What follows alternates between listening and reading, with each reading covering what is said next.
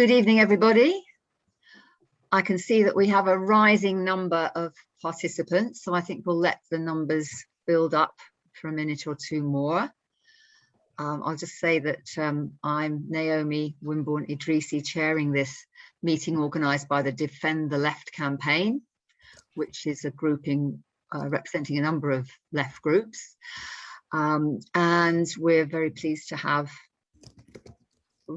some excellent speakers for you this evening. This meeting has been organised in the form of a webinar, which is not the most democratic and open format, but as everybody will be aware, we're working in a very difficult environment where people are justly fearful of being pilloried if they are seen in certain environments, and so on. So we've chosen the webinar environment. We've done our best to make it as open and accessible as possible. So the chat will be open, but do be aware that although your picture is not visible, your name will appear in the chat if you comment in the chat. So you may wish to either change your name or simply not to use the chat. If you use the Q&A facility, then that will be seen only by the host and the panelists. And we'd like you to use that forum to put in questions. And you can put in written questions, which will be noted by the organisers and passed to the panellists, and they will be visible to the panellists, and they could be answered without your having to speak. If you do want to speak, you can choose to be simply unmuted, or you could, if you wish, choose to appear visually. So that's very much up to you. Another thing to say, people using the chat, is that people with hostile intent have on a number of occasions recorded the chat, taken notes from the chat and used it against people in disciplinary ways. So just be very, very careful, be sensible with what you say in the chat. Okay, we're running this event. Why? Because we are in a situation where the left in the Labour Party is very much on the defensive. We are under attack, and these attacks have ratcheted up dramatically since the end of July, with the passage by the National Executive Committee of the party of a list of bans and prescriptions, initially with 4 named organisations, 3 of them quite active in the Labour Party, and they've also decided to set up a panel to examine other groupings with a view to proscribing them as well. And obviously that means that they do not need to go through the tedious and tiresome process of actually proving any wrongdoing by individuals. If they can say that you are linked in some way with a proscribed organisation, that is an excuse for excluding you, expelling you. And we have people on the panel today who will be able to talk with some personal experience about that. But tonight we hope to help everybody here understand the nature of the attacks and what is driving them.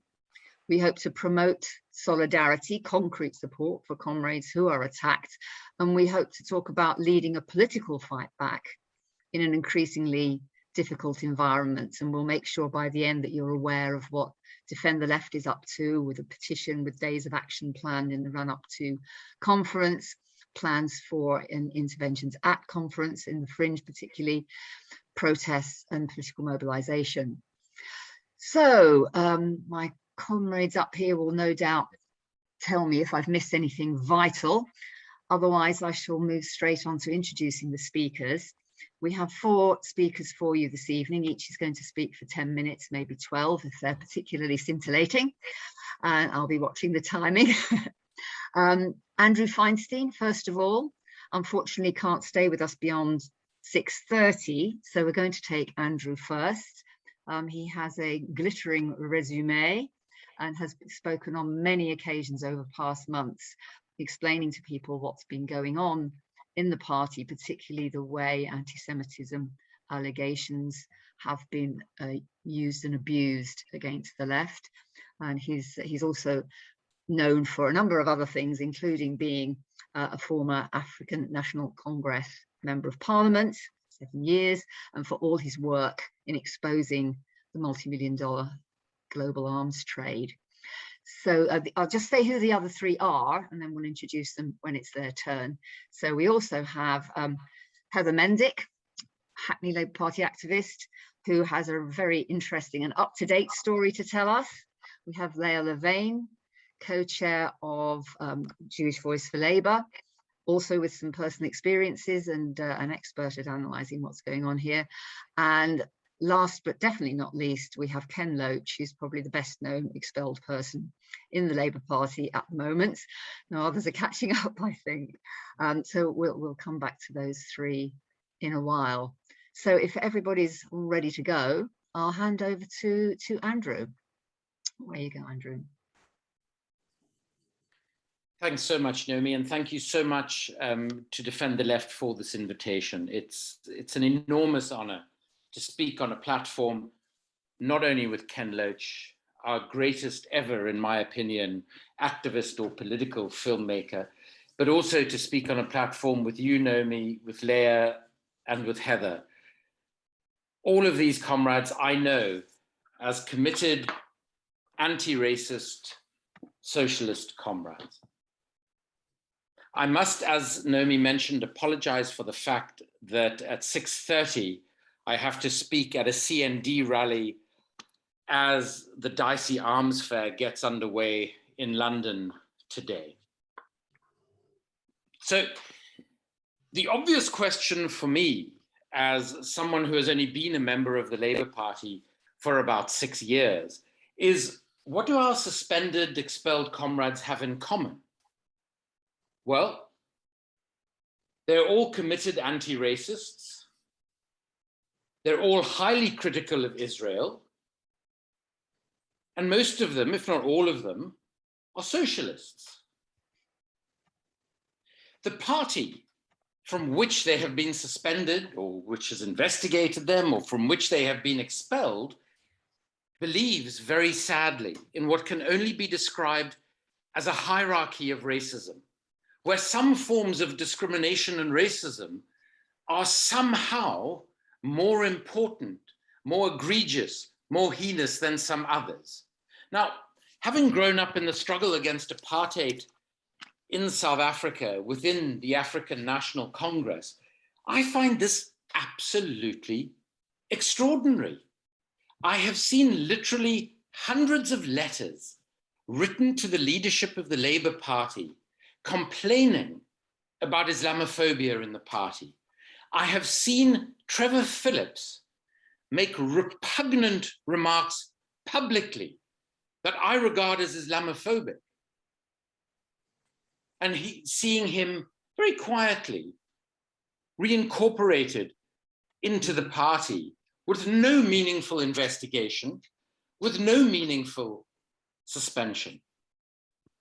And the question I ask myself, and excuse me if I'm one of those who is somewhat ignorant, being from what some in this country still regard as the colonies, but the question that occurs to me is, since when has a democratic socialist party outlawed criticism of Israel, its apartheid policies, and its occupation of the Palestinian territories?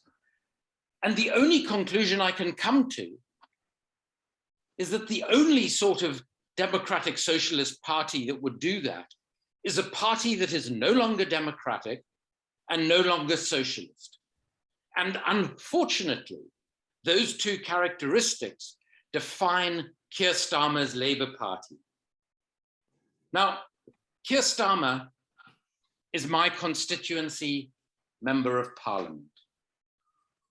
And the reason that democracy has been trampled under his leadership, just as it was in the constituency of Holborn and St. Pancras, since the moment he became our candidate to be a member of Parliament, is that the only way he sees to turn the Labour Party into a party that will, one, never criticize Israel, or the United Kingdom's other human rights abusing, morally corrupt allies such as Saudi Arabia, the United Arab Emirates, and many others.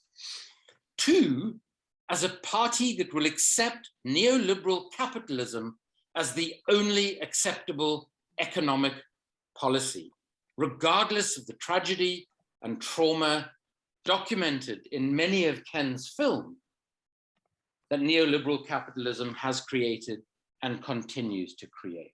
And the only way he can do this is to silence any progressive voices within the parties, within the party.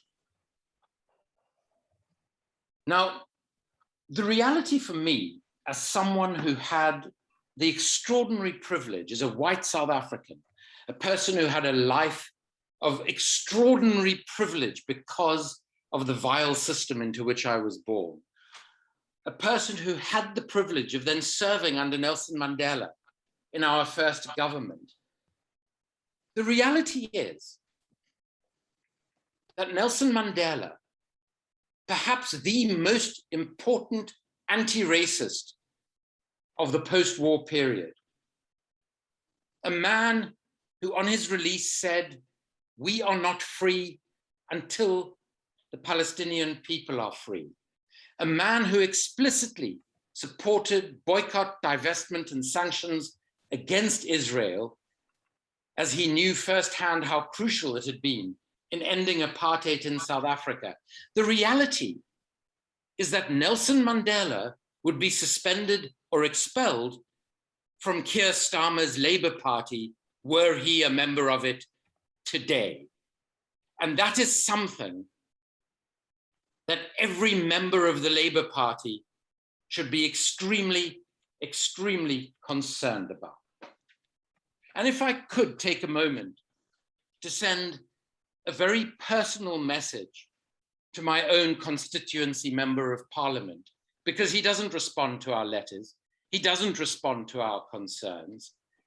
Well, Mr. Starmer, let me tell you that on issues of racism, anti-racism, on issues of Palestine and Israel, on issues of justice and human rights, if the choice is to support the lifelong positions taken by Nelson Mandela or your pathetic stance on these issues, I think that I will side with Nelson Mandela.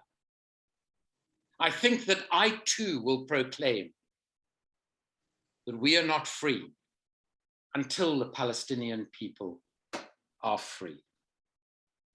And anti-Semitism as a means, as a weapon to bring about this neutering of any progressive sentiment within the Labour Party is of particular personal concern to me. When I was elected to Parliament in South Africa, I discovered that the Holocaust had never been mentioned in our Parliament's history. Unsurprising if you consider that post the Second World War, we were ruled by unreconstructed neo-Nazis who used Nazi legislation from 1933 to 38 to craft the apartheid legislation that we experienced from 1948 onwards. So I introduced the first ever motion on Holocaust remembrance in the history of the South African Parliament. And I did that because my mother was a Holocaust survivor who lost dozens of members of her own family in the death camps of Theresienstadt and Auschwitz, where I also had the honor to lecture people from all over the world on combating of genocide. It is my view, as a consequence of this personal history, that by weaponizing anti-Semitism in this way, using it against anyone who is critical of Israel, who is critical of neoliberal capitalism, we are undermining the very real struggle against anti-Semitism, Islamophobia, anti-Black racism, and each and every form of discrimination, so that when an explicit and committed anti-Semite like Hungary's Viktor Orban is at number 10 Downing Street, my own member of parliament, Keir Starmer, does not have the principles, the values, or the ethics to say one word about that. But he will expel some of the comrades who are on this panel with me tonight supposedly for their anti-Semitism? So in conclusion, let me say, as the Labour Party of Keir Starmer continues to suspend, investigate, and expel, our responsibility as anti-racists is to speak up louder, to make clear what it means to be anti-racist every single day. And finally, if I may say, as a Jew, we have not just the right to speak out against the apartheid policies practiced in Israel, against the appalling abuses of its brutal occupation of the Palestinian territories, but the Jewish history of suffering, of oppression, and of resistance to such suffering and oppression tells us that we have a responsibility to speak out against all and every injustice wherever it may occur and whoever the perpetrators. And it is in that way that we will honor those who struggled against being treated as inferior beings, as alien. And it is in that way that we will honor the millions who died. Thank you. Andrew, thank you very much indeed. Not only was it an extraordinary speech, but you were well within your time. That's fantastic. I must say, the way you've nailed the lie that we can help to counter genuine anti-Semitism, genuine hatred and hostility towards Jews by deploying accusations of anti-Semitism against decent anti-racists of all kinds, against people who criticize and expose the neoliberal drift in our party, against critics of Israel, is quite extraordinary. And I thank you very much for making those points. I hope you'll be able to stay with us for a few minutes more, and then you can creep off quietly. It's a pity that, I wonder if there are any immediate questions specifically for Andrew, or what do you think, organisers? Would it be if anybody has a particular question to address to him? Shall we take that? I see any suggestion there? No, maybe not, Andrew. Maybe you're going to be spared being pilloried in that particular way. In which case, I will move on with gratitude to our next speaker, who is Heather Mendick. Now, Heather has modestly described herself as Hackney South and Shoreditch Labour Party activist, which she is. She's secretary of Morning Lane People Space. You may have to tell us a little bit about that. She's co-secretary of the Palestine Solidarity Campaign in Hackney, and she's a freelance academic. And I have heard Heather's name over the last few years, over and over again, as a tireless activist working for the left in the Labour Party for socialism. I'm very, very pleased to welcome her, even though the circumstances in which we invited her were, sorry, that's my phone going, that's not my phone, it's the alarm.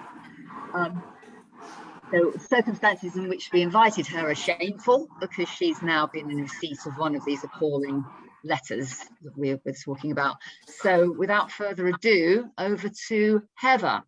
Thanks to Andrew, particularly for setting the broader context. I'm going to speak much more personally about this. And also, I was only kind of booked last minute to replace someone. So if it's a little bit incoherent, please bear with me. So as Naomi said, I received a letter 8 days ago from the investigations team. You don't have a name attached to it. It is just a notice of investigation. I haven't been suspended. There's 14 items listed of things that I have allegedly done wrong or that are problematic. I've actually just put a link in the chat if you want to see these things in detail to a Twitter thread where I listed them. But 13 of the 14, one item is just me saying how toxic the party is. And 13 of them relate in some way to the weaponization of anti-Semitism. So sometimes I use that phrase specifically about weaponizing anti-Semitism. Sometimes I talk about how the response that has been inside the party is not proportionate. And a couple of times I talk about smears, and I use the phrase anti-Semitism smear machine once. So that's kind of what we're talking about. And it's really interesting, as well as truly disturbing, to see how this has now become recategorized as anti-Semitism, to say these things. So if you go back to the kind of origins of the first murmurings of the anti-Semitism row within the Labour Party, the momentum response, you might remember, was walking and chewing gum.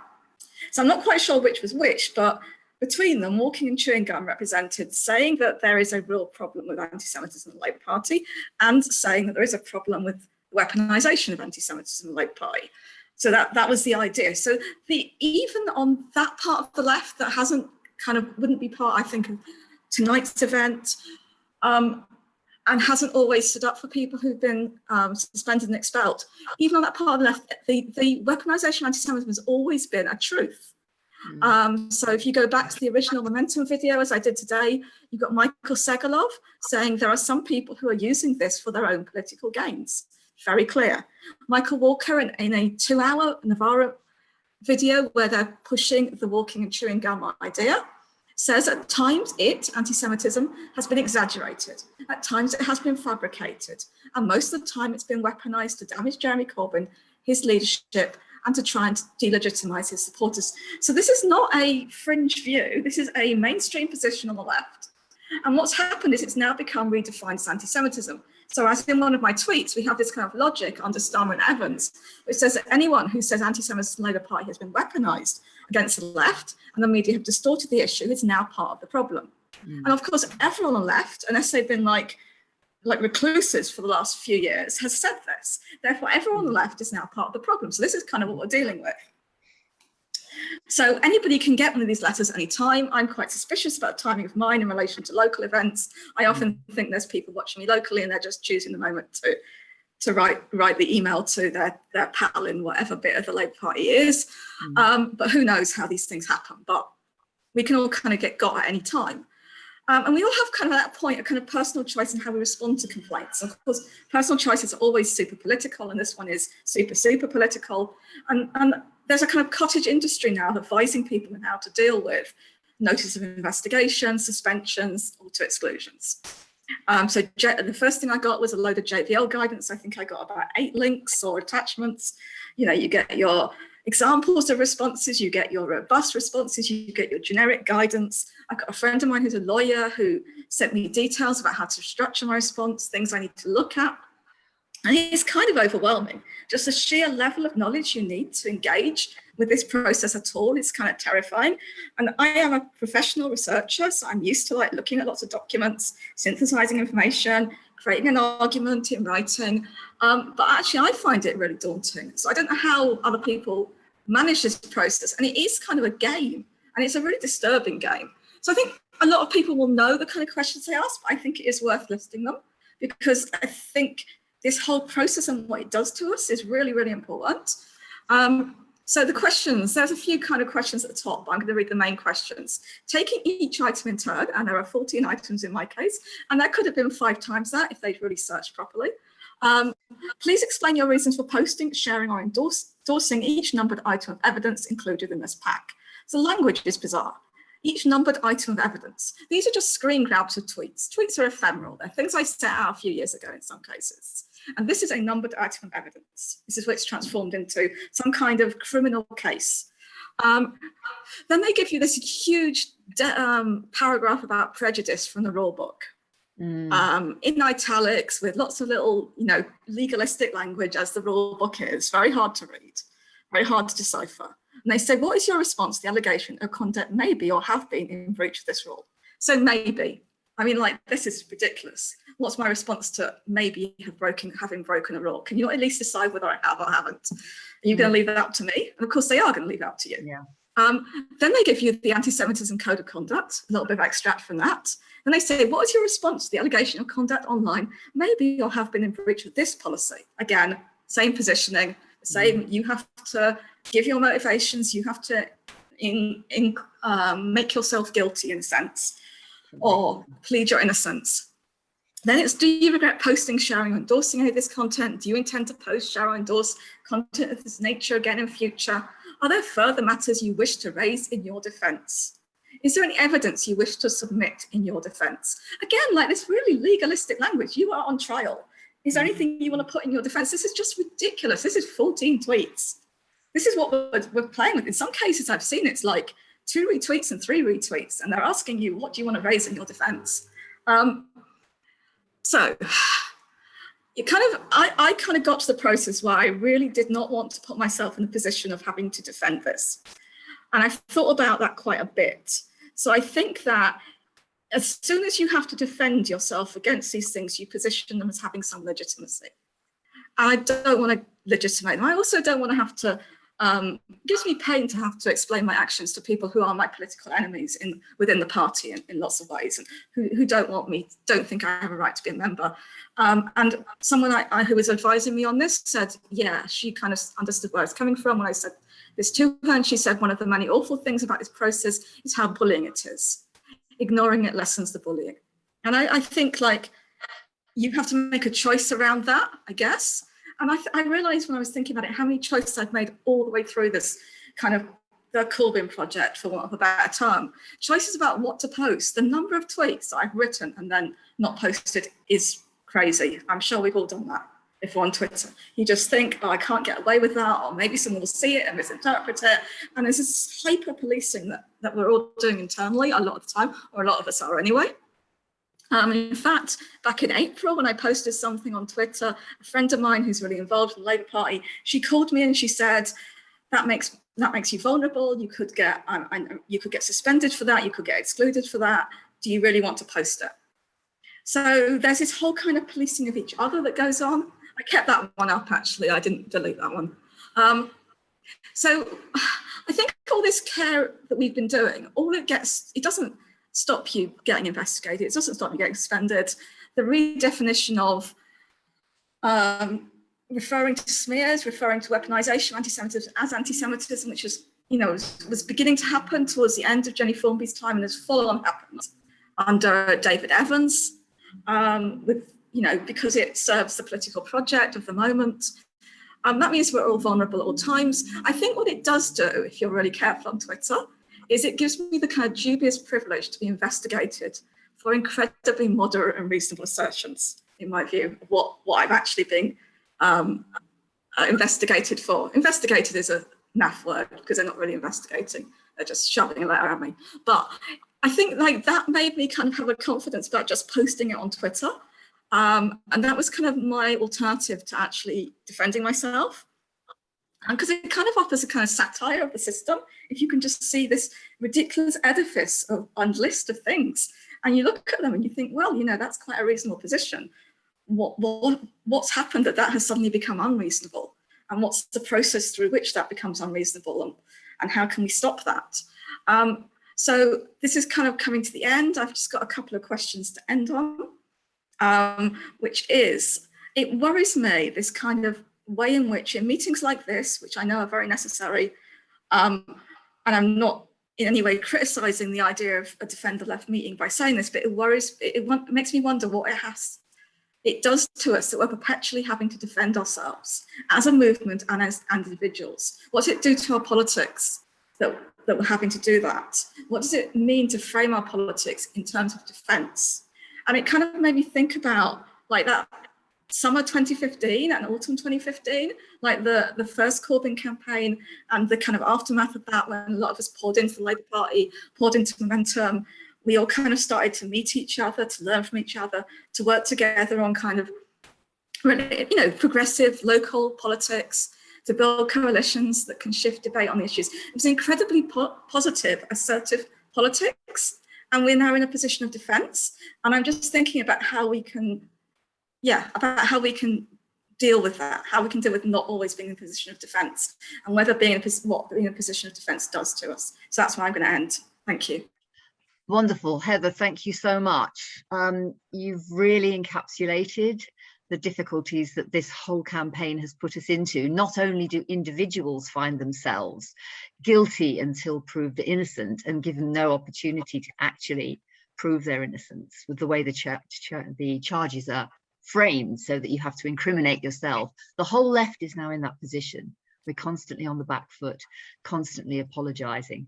And what you said about the way that those people on the slightly softer left, perhaps, who could see that anti-Semitism was weaponized have not had an answer when saying that becomes in itself evidence of being an anti-Semite.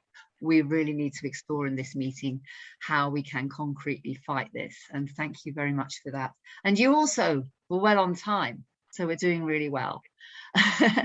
If Leah is ready, it's my pleasure to introduce my Jewish Voice for Labour comrade, Leah Levane, until very recently an active and committed councillor in Hastings, very much one of the mainstays of the Hastings Labour Party organisation. She has many elements in her activism, and I'm sure she'll tell us a little bit about this. But right now, she's also one of the latest and more prominent victims of the witch hunt that we're facing. So I'll hand straight over to Leah right now.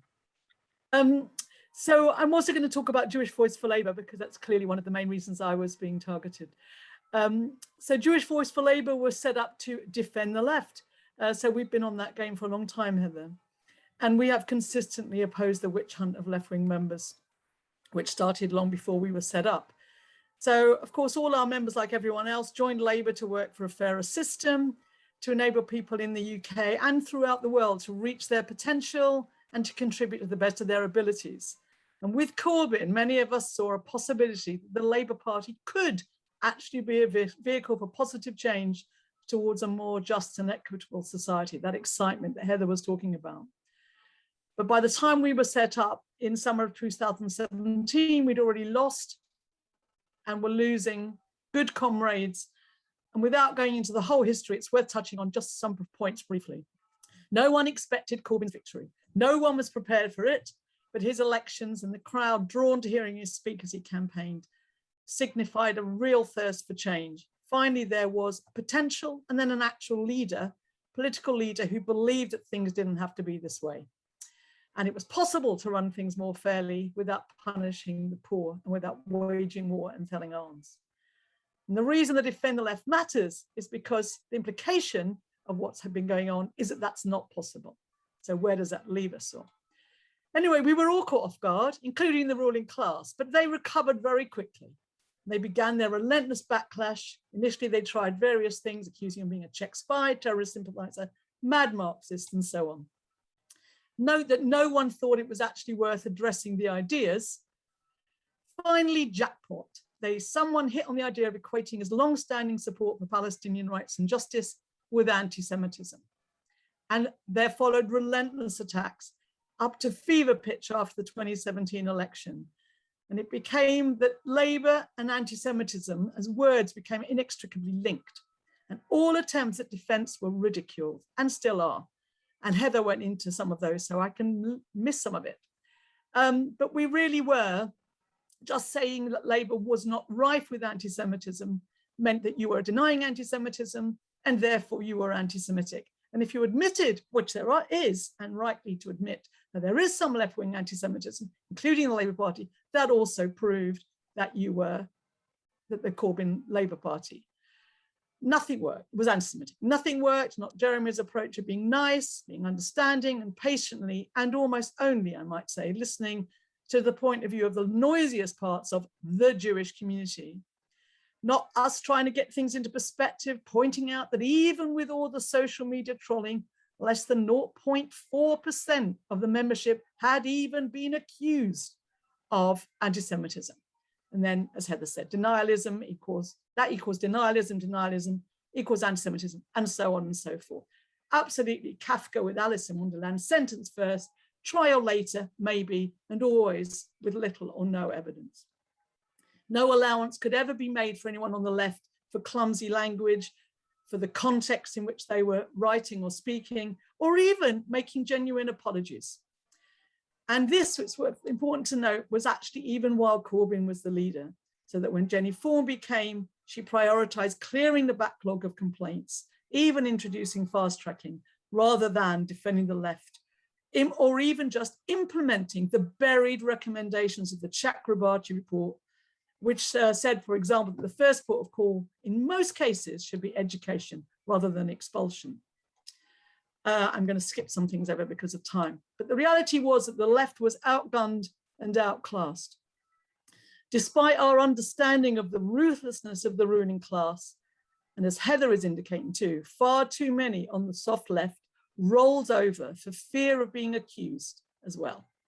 And there is a danger that this approach still prevails, despite the terrible experience of the last 6 years.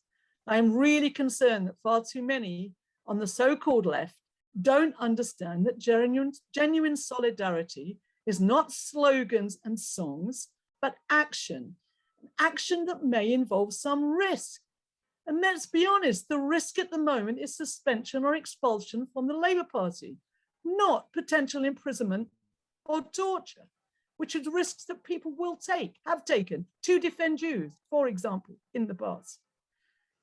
So it seemed necessary, going back to JVL, to set up a Jewish group who seemed to be the only people who could possibly try and defend the left against anti-Semitism. And perhaps our greatest success has been attracting some of the attacks onto ourselves. And just as a side, for those of us who are foolish enough to get the regular bulletins from the so-called campaign against anti-Semitism, the very people who made the complaint to the what they call Equalities and Human Rights Commission, every single time they mention Labour Party anti-Semitism, which is frequent, they say this: the Labour Party was found by the Equalities and Human Rights Commission to have engaged in unlawful discrimination and harassment of Jews. The report followed the EHRC's investigation of the Labour Party, in which campaign against anti-Semitism was the complainant, submitting hundreds of pages of evidence and legal argument. Sir Keir Starmer called the publication of the report a day of shame for the Labour Party. And they also say that their anti-Semitism barometer of 2019 showed that anti-Semitism on the far left of British politics has surpassed that of the far right. And whenever they mention JVL, they state, Jewish Voice for Labour is the anti-Semitism denier group and sham Jewish representative organisation. We made our own detailed submission at the time and a subsequent submission rebutting almost every single point that the Jewish Labour movement itself, the Labour Party's Jewish affiliate, made to that inquiry. And on the 5th of August this year, we submitted a dossier and requested that they open investigation into Labour anti-Semitism for its treatment of left-wing Jews.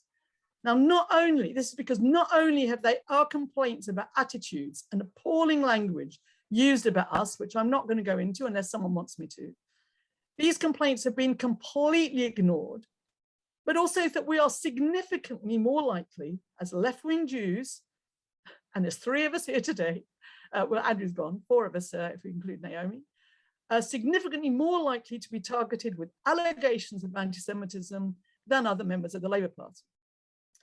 And a key complaint has been that the Labour Party and the mainstream media acts as though there was only one acceptable type of Jew and one permissible point of view on Israel and Palestine and on anti-Semitism in the Labour Party, Jewish point of view. The assumption that all Jews think the same is anti-Semitic. And our friendly statistician's best estimate is that left-wing Jews are at least 4 times as likely as other Labour Party members to be accused of anti-Semitism. And JVL committee members have the honour of being more than 200 times more likely. 65% of us have been subject to this at least once, and for some committee members, there have been 3 or even 4 investigations. And then we had to make, from the 5th of August, a supplementary submission 3 weeks later, because between the 5th and the 25th of August, several of us had received notice of investigation or a fast-tracking an already open investigation, and in several cases, including myself, the truly Orwellian, not to say McCarthyite, notice of possible auto-exclusion. And this is, Ken may talk about that because I'm proud to have got my notice the same day as him. The heinous crimes that warranted this new form of attack were such things, in my case, two crimes. I signed an open letter written by Labour Against the Witch Hunt, asking Rebecca Long-Bailey not to sign up to the Board of Deputies' 10 pledges. And I spoke at a meeting organised by Labour in Exile Network. Both these organisations were proscribed on the 20th of July on the basis, the false basis, that they were anti-Semitism deniers, which is exactly what the so-called Campaign Against Anti-Semitism say about us. The fact that these heinous acts occurred months and even more than a year before those organizations were proscribed, so it seems that we are basically being condemned for not being clairvoyant. We're also being asked to prove a negative, that we are not supporters, which is literally impossible. Of course, the real issue is that we are being investigated as a means to get rid of the party's left wing. And of course, the attacks on us ought to expose as complete myth that the party's concerns are for Jewish people's concerns, safety and well-being. If there was a real concern for Jewish people, there would be a recognition that most Jewish people know in their gut where anti-Semitism can lead. There have been centuries of oppression, quotas, ghettos, forced conversions, expulsions, ethnic cleansing, pogroms, and then Holocaust. And that 2 minutes ago, Leah. 2 minutes ago. While recognizing the reality of anti-Semitism on the left, all except this campaign against anti-Semitism and their followers agree that the real threat to Jewish people, as it is for Black people, for Muslim people, for Gypsies, Romas, and travelers, for LGBT people, is from the far right. And there has been something perverse and wicked about stirring up the real fear that many Jewish people carry, rationally or not, just under the surface. I could say more, and I think Andrew outlined the importance of Jewish experience. And yet an accusation that we get in our letters is that we are the ones who are making it hard for the party to campaign against racism. Frankly, this beggars belief, especially when we consider the revelations, if true, in the leaked report and the failure to address racism and Islamophobia in the party. Meanwhile, the Tories attack the rights and deny safe passages to the very refugees that many Jewish people of all political stripes identify with, whose familial memory of flight is always a presence, almost in our DNA. So defend the left. I agree with Heather. It's painful and it's psychologically debilitating, but we actually have to rethink, regroup, recognize that we're losing the fight in the Labour Party and we need to stay and fight there. But every attempt to change the rules, et cetera, to get rid of the messy members who make life difficult. So we'll carry on, and it matters because only the left have answers to create an economy and a society that places the needs of people and the planet before greed, exploitation. So I could say more, but I know I won't have time. But it means not only fighting in the Labour Party, but it means joining in the protests in Manchester against the Tory conference, organised, for example, by the Gypsy, Roma and traveller communities, the NHS workers and campaigners, and those who are actively supporting refugees and asylum seekers. And it means learning from what people are doing in other countries. We do not know it all. We have not got this sussed, and there's plenty to do, plenty to learn. So I'm going to end because I can see Naomi getting itchy. So we have to keep our toes dipped in the Labour Party for as long as we can and work within the developing movement. There is a lot going on out there, and focusing only on the Labour Party is no way to defend the left. I'm sorry, it's hard work, comrades, but that's nothing new. And so I will end with something else which is not new, i.e. it's not called the struggle for nothing. Thank you, comrades. Really proud to be a close comrade of yours. Applause gathering momentum in the chat there. Thank you very much indeed.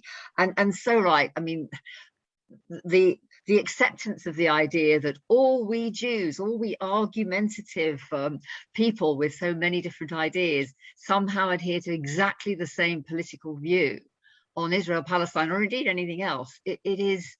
It is intensely anti-Semitic, and yeah, I hope everybody will have a look at the evidence that Jewish Voice for Labour has been putting forward in our own defence, but also on so many other issues. I'm sure you're all supporters, and we still want you to be our supporters, even though several of us are on our way out.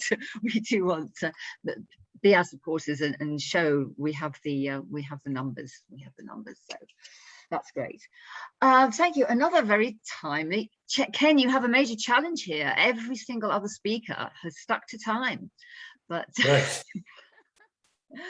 let me introduce the wonderful Ken Loach. What I thought I would do, actually, and he's going to cringe in embarrassment at this, but news of Ken's expulsion from the party just caused such outrage. There was a wonderful letter in The Guardian from Rosie Brocklehurst, who some of you may know. She was the Labour Party's press officer, 1984 to 87. And she wrote this letter, which was published, and it said, I was pained to learn of the ejection of Ken Loach from the Labour Party. The octogenarian film director is admired worldwide. His courage is immense, his loyalty to working class people unparalleled. His effectiveness in raising public awareness of social injustice and poverty over decades puts Keir Starmer's 19-month impact on our politics into a harsh critical perspective. Rosie says, I became a Labour Party supporter in part because of Cathy Come Home in 1966. I hope to live long enough to see Labour rue the day it made the completely bonkers decision to purge dedicated, principled socialists from its ranks. And here we have a dedicated, principled socialist to address us on this question of how we can defend the left. Over to you, Ken. Oh, wow. Thank you, Naomi, but I can't possibly live up to that billing. It's a real privilege to be to share a platform with Heather and Leah, who made extraordinary detailed accounts of the absurd situation that people are put in. When the histories are written, it will be quickly seen as so ridiculous and such a con.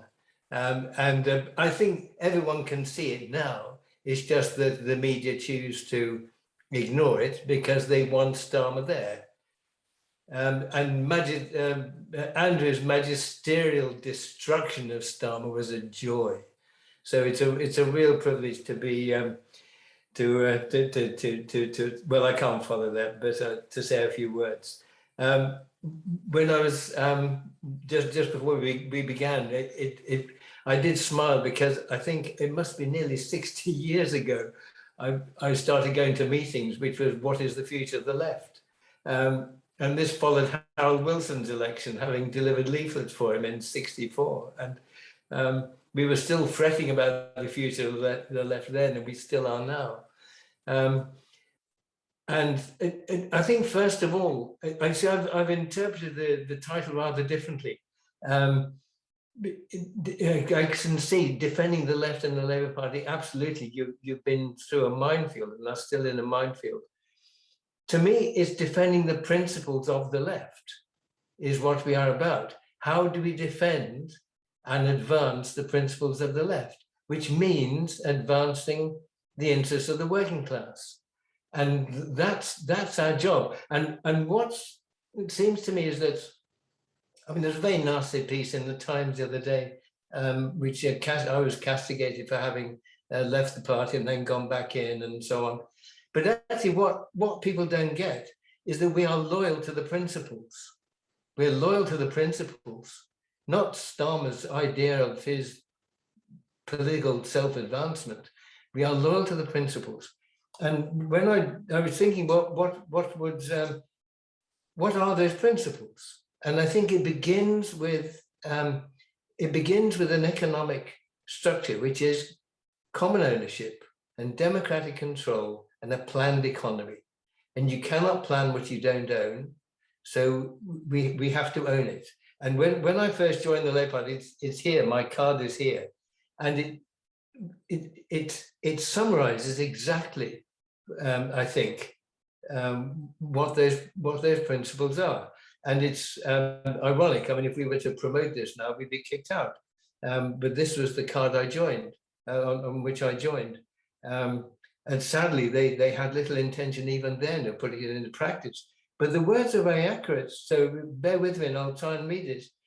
It is to secure for the workers by hand or by brain the full fruits of their industry and the most equitable distribution thereof that may be possible upon the basis of the common ownership of the means of production, distribution, and exchange, and the best obtainable system of popular administration and control of each industry or service. Now, that's the essence of what we're defending, because with that comes security of work, it comes producing things that we need, it means husbanding the world's resources, it means, of course, proper public services, using the best of our science and with decisions taken on medical need, on educational need, and so on. It means housing, building communities. It contains the essence of everything.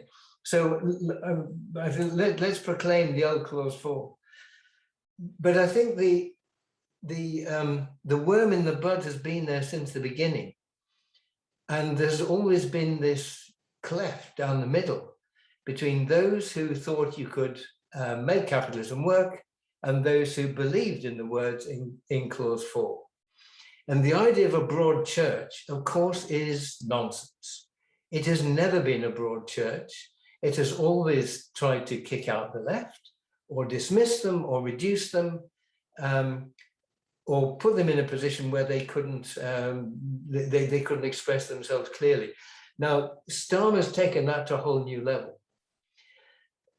And I think it's come about for this reason. When Corbyn was elected, through a slip-up of the right wing, I mean, they just got the numbers wrong and they thought, well, nobody will vote for him, so he was allowed to stand. And some of them even gave, some of the right-wing MPs actually gave him their vote so he could stand, just to give a show, poor old fella, nobody will vote for him. And lo and behold, everybody did. And from then on, then the biggest scare was 2017, because again, they thought, well, he'll get no purchase in the country. Lo and behold, despite the attacks by the right wing, despite a disunited party, we came within a few thousand votes, if you add up the key constituencies, a few thousand votes of winning that election. And then, my God, they were scared. And that's when what had been grumbles and feeding the press morsels really turned into a full flood of destruction. And the thing is, Peter Oborne called it political assassination, and it's exactly what it was. You've spoken far better than I ever could about the whole farrago anti-Semitism, the exaggerated campaign, but resulted in the exaggerated notion of the average person thinking a third of Labour Party members were involved in anti-Semitism. A third was the impression they created. You've talked about that far better than I ever can. The conscious destruction of the party, of the party's electoral chances. We saw the leaked emails, we saw the Jewish Labour movement saying we will not vote Labour, they're now back in power. When the BBC wanted someone to attack Jeremy Corbyn, they didn't want a Tory, they wanted a right-wing.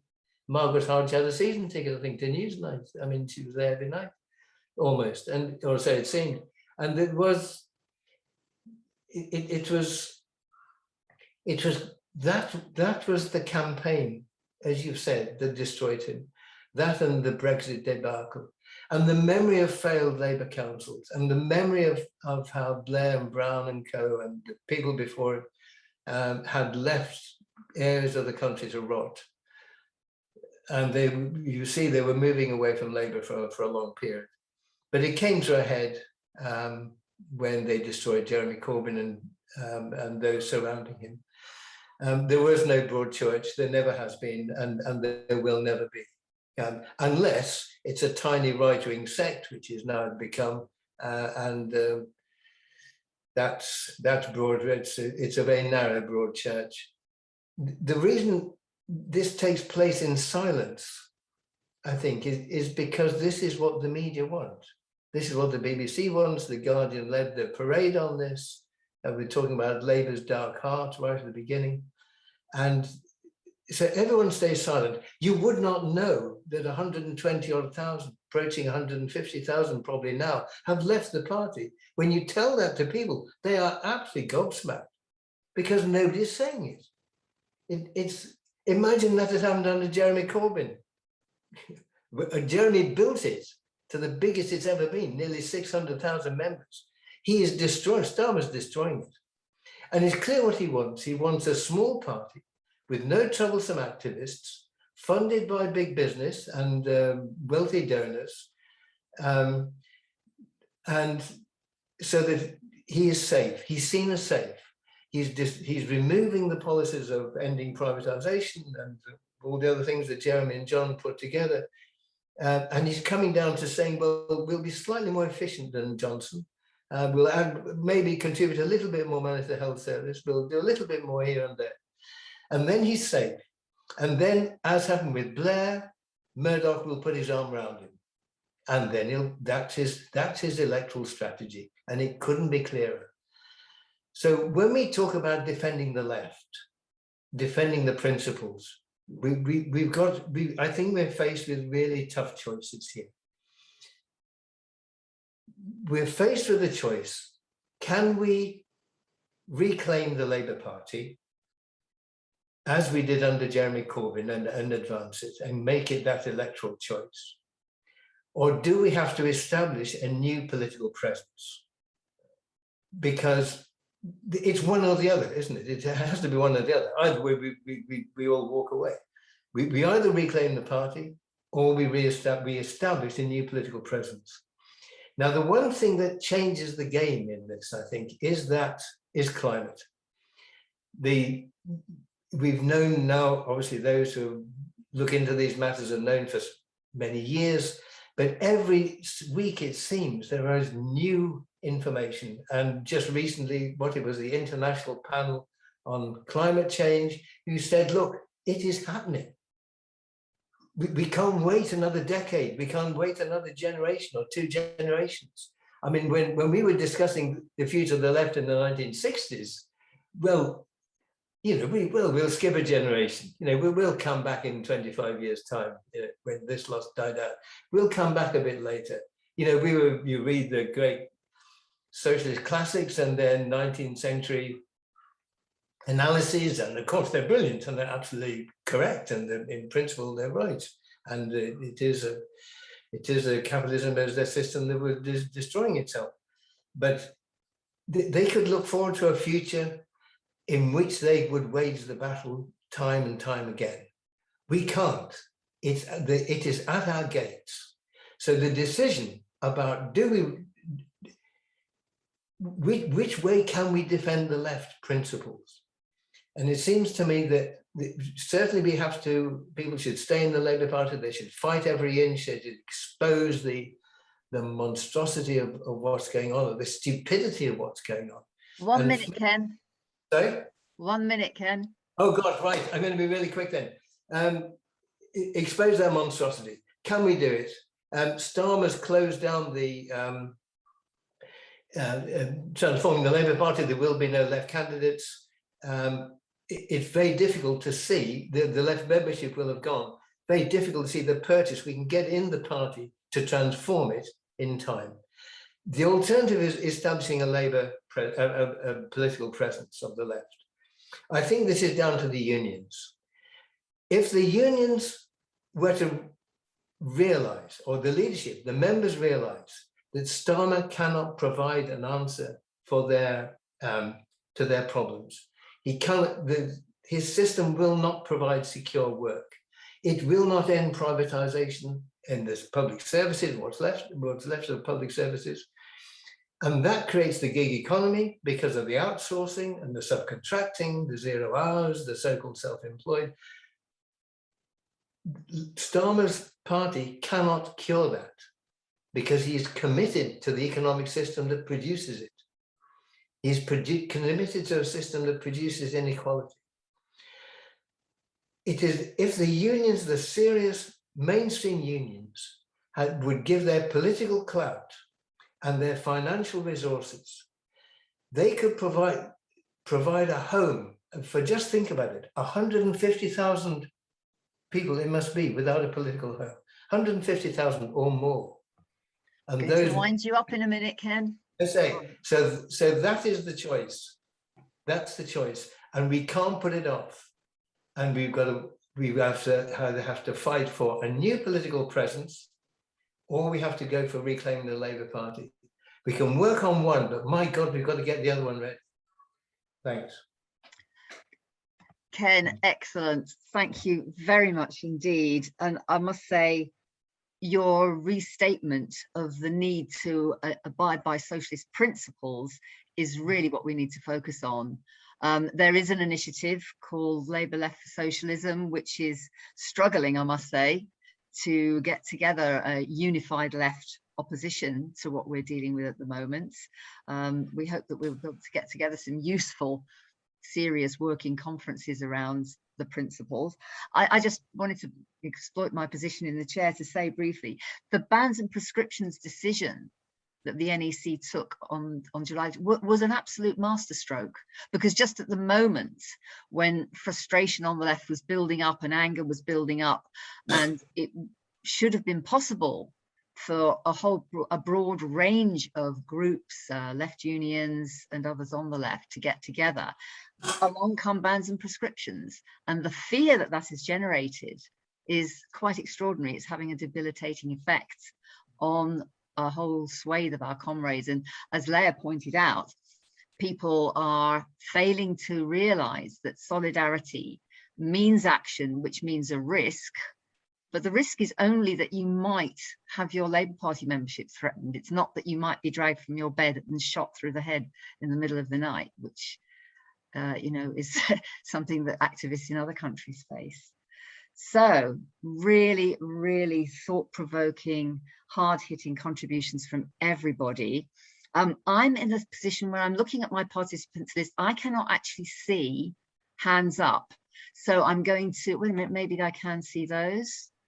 Can't see who they are though, that's very odd. So I'm going to rely on my helpers in the organisers group to see if they can feed me. And please just butt in, Tina. There's also, if you look in the Q&As, there's some questions there already. Right, okay, well that's a good idea. I mean, I did notice one which I will throw into for the speakers to think about, which was the question of unions.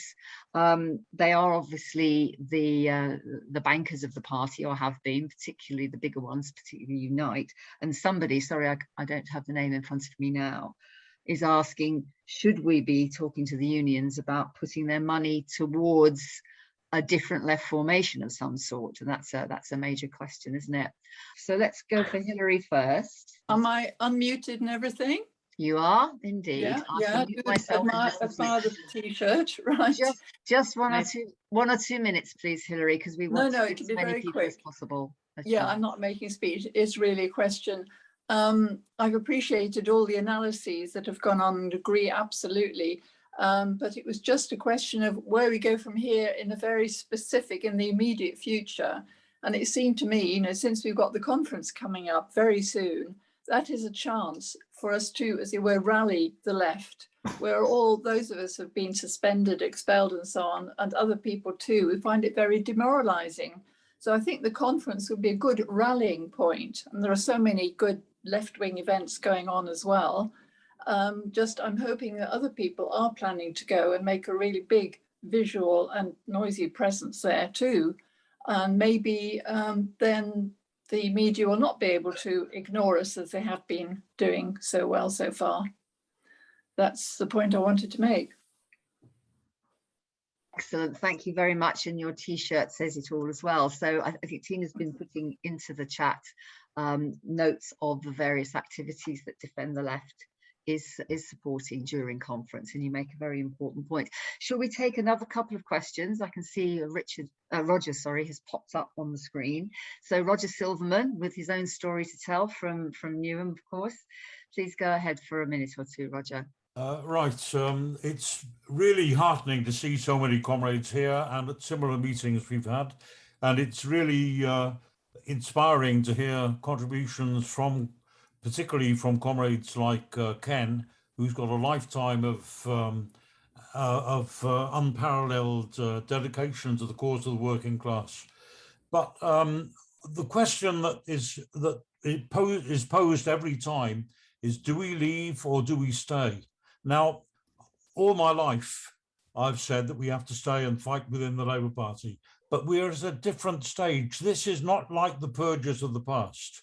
There have been many periods when people have been expelled.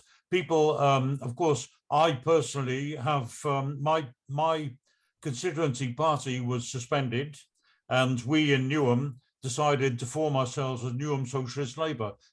It's not that we broke away, the party broke us away from them by suspending the party, and in my case, they've threatened me with expulsion, or so-called auto-exclusion. Now, obviously, I'm very proud to be in the company of Ken and of, in the past, of people like Nye Bevan and George Lansbury and many other, brave and courageous fighters for the cause of the working class. But the purges of the past were not like what we're seeing now. Do you know that even, in the time of the 80s, at the time of the militant purge, I was associated with militants at that point, at that time. It was, compared to what's happening now, the party was unbelievably liberal and democratic. The Liverpool councillors who defied the Thatcher government for 5 years, each one of them, when they were faced with expulsion, had the right to go to the NEC meeting personally and to make their case to the National Executive. They were expelled, but at least they had the right to make a statement. Ted Grant of Militants actually had 5-minute speech to the Labour Party conference. He had that right before he was expelled. What we're seeing now is a mass purge is not the word. It's a destruction of the party. And therefore, we have to we have to decide what we're doing. Now, I'm not saying that we should break away, but the right wing have decided that they will break us away. This is it's not just accidental that people like Ken have been expelled. It's a conscious policy to destroy the Labour Party and to destroy the socialist voice. We have to act accordingly. We showed under the Corbyn period, we have hundreds of thousands of people who support our cause. We have to find a way to mobilise them and organise them. And that's the way forward. Thanks, comrades. Thanks, Roger, and thanks for the reminders from history. We do have to remind ourselves that things have been bad in the past, but that this particular leadership is excelling itself in its vendetta against the left. So we're going to take a few more speakers, and then we'll give our panelists plenty to think about and respond to. I think we've got Richard Langworthy. Right, Richard, we can hear you. Hi there. I've been watching this meeting very closely, and I'm very anxious to help bring down the Tory government, but I'm still not getting much in the way of a straight answer. You're making it sound like Keir Starmer is pretty much indestructible, and I'm not seeing a clear path to how we can get rid of the Tory government, get rid of Starmer, and help get this country back on track. That is a very challenging question, and I thank you for it. Of course, that should be exactly what we're aiming for. It's a big ask, but let's hope when the panelists come back on, they will seriously try to answer you, Richard. Thank you very much indeed. I'm going to take Tina now, Tina Workman, who's one of the organisers of this meeting. I was going to pick up on something that's pretty much everybody raised in the Q&A. What do we do now, and why don't we form a new party? And I think that's unfortunately, I mean, the left in Britain is littered with sort of attempts to build parties outside the Labour Party. And because of the electoral system and because of the fact that the unions are still affiliated to Labour, I think it's not quite as easy as it might appear. I know Ken was involved in Left Unity. I was involved in that as well. That sort of died a very slow death. Other groups turn into sects very quickly. And it doesn't, I think, as long as the electoral system and the affiliation of the trade union persists, I think we have to have a serious orientation towards the Labour Party, which is still, I think, seen by the working class as their natural home to a large degree, which explained why quite so many people joined so quickly when Corbyn got in.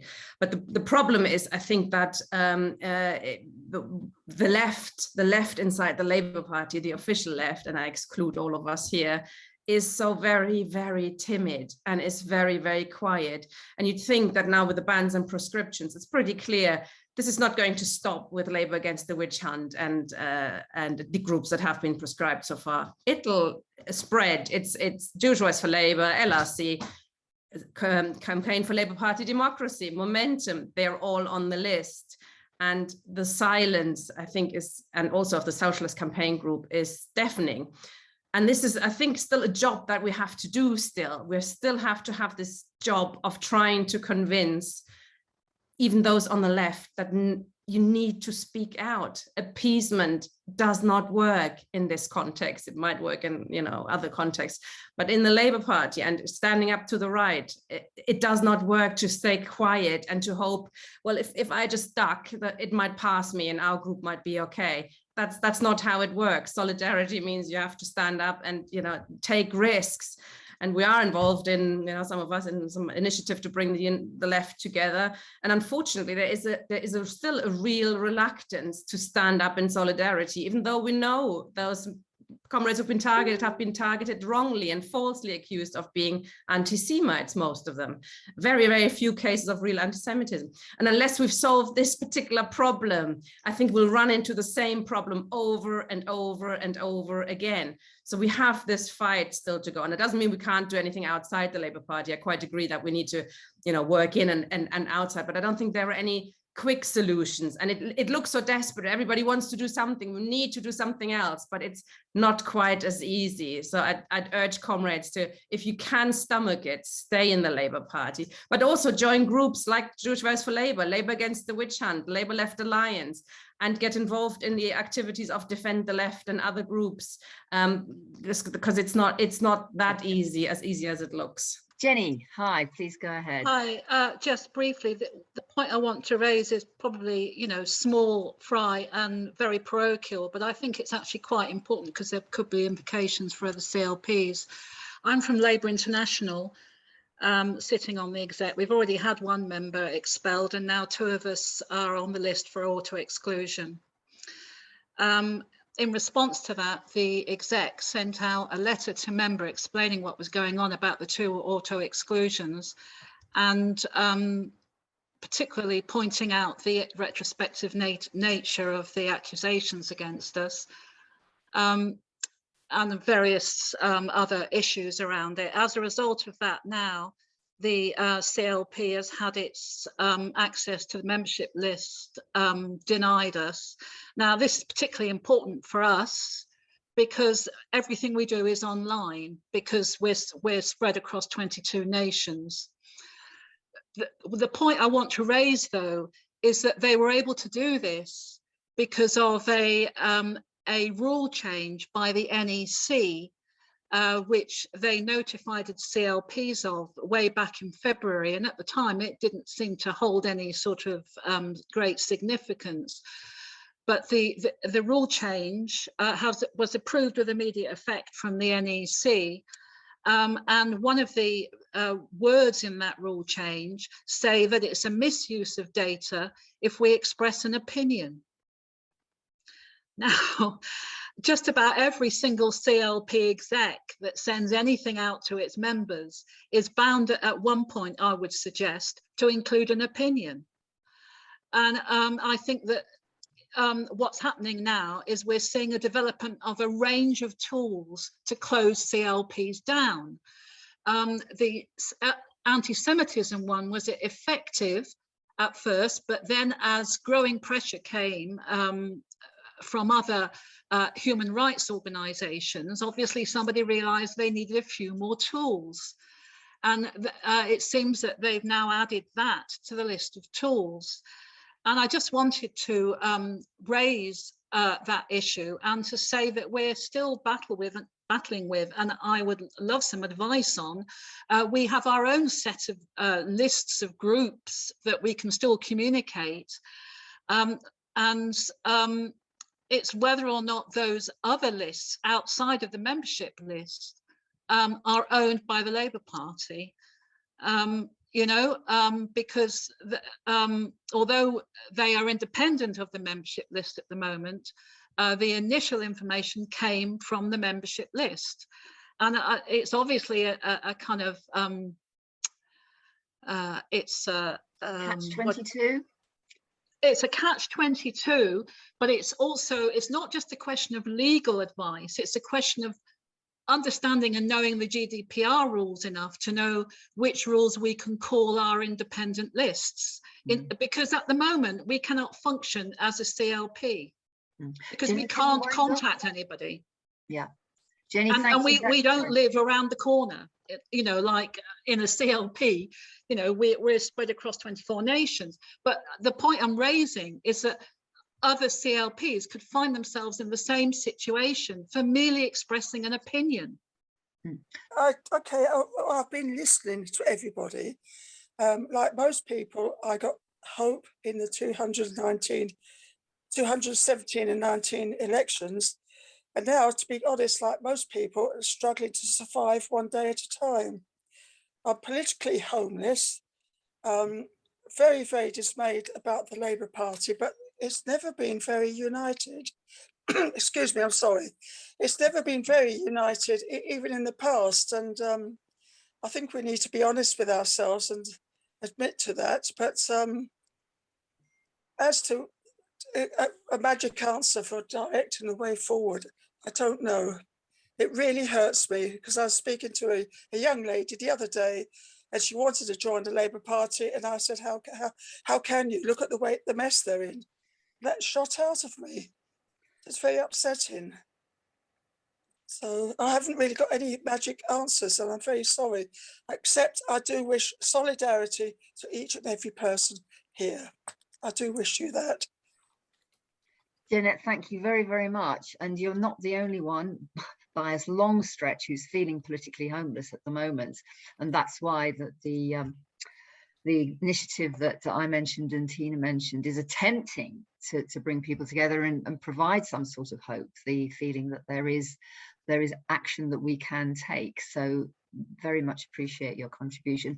I see other people are expressing an interest in speaking, but I think we're going to overload our panelists if we carry on with too many questions before they have a chance to come back. I'm not sure if we'll have time for another round. I hope we will. So how about we do this in reverse order? So Ken, you were the last to speak.